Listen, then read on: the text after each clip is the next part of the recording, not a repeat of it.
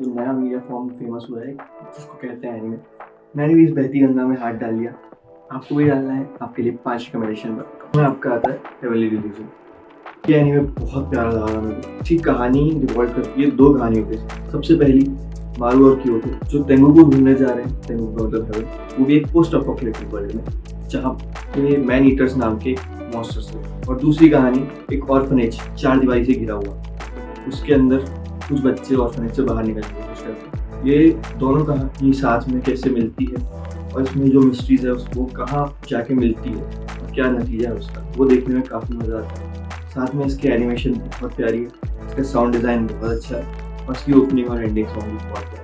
ये आपको पहले देखने को मिलता था जियो हॉटस्टार पे, पर अब आपको इंटरनेट की शक्तियों का इस्तेमाल करना पड़ेगा ये देखने के लिए। तो कभी आपको ऐसी क्रेविंग हुई है कि आपको ऐसा एनिमे देखना है जो एक सीजन में खत्म हो जाए? मेरे को हुई है और इसका जवाब है आपके लिए Summer Time Rendering. Summer Time Rendering Jio Hotstar पे देखी थी मैंने, पर जस्ट लाइक हेवनली डिलीजन की आप लीगली अवेलेबल नहीं है आपको इंटरनेट की शक्तियों का इस्तेमाल। तो इसकी कहानी रिवॉल्व होती है अपने मेन कैरेक्टर के अराउंड जो अपने गांव वापस जा रहा है due to his steps cousins death और उसका लव इंटरेस्ट। तो इसमें क्या गांव जाता है और उसको नोटिस होता है कुछ स्ट्रेंज चीजें हो रही गांव में, कुछ स्ट्रेंज क्रिएचर्स हैं, शैडो नाम है उनका। ऊपर से मैंने आपको ये बताया उसके पास टाइम ट्रेवल की शक्ति। आपका तीसरा एनिमे है ऑब्जेक्ट्स।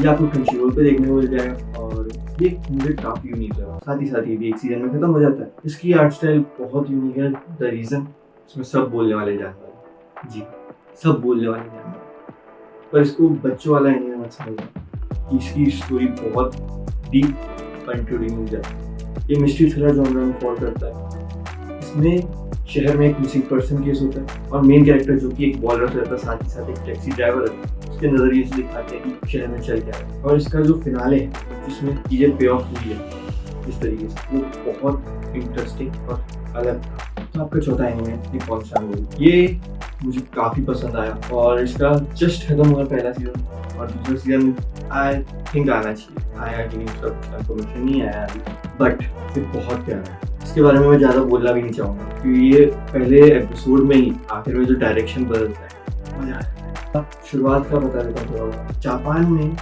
यूएसए ने हिरोशिमा और नागासाकी में बम गिराया ताकि वॉर खत्म हो जाए। ऑब्वियसली सबको पता है, बट ये यहाँ से फिक्शनल टर्न लेते हैं। जापान 3 राज्यों में बटे हुए, 3 लैंड ऑफ सन, यामामोतो, वो और सेई। और मेन कैरेक्टर यामामोतो में एक छोटा सा फार्मर है जिसकी जस्ट शादी हुई है। अब उसकी बीवी ने उसको एक बार बोला था कि अगर 3 देशों में कोई शांति करवा सकता है वो तुम हो। चीज़ें यहाँ से कैसा टर्न लेती है वो आपको पहला एपिसोड पूरा देखने के बाद ही समझ में आएगा। आपने अगर पहला एपिसोड खत्म कर लिया और आपको पसंद आया तो कसम से ये सीरीज आपके लिए one of the best series रहेगी। आपका अगला एनिमे है Dorohedoro. It's a very wild ride and very absurd है।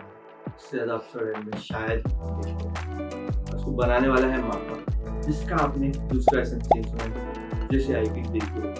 और इसका आर्ट स्टाइल और एनिमेशन किसी किसी को पसंद नहीं है।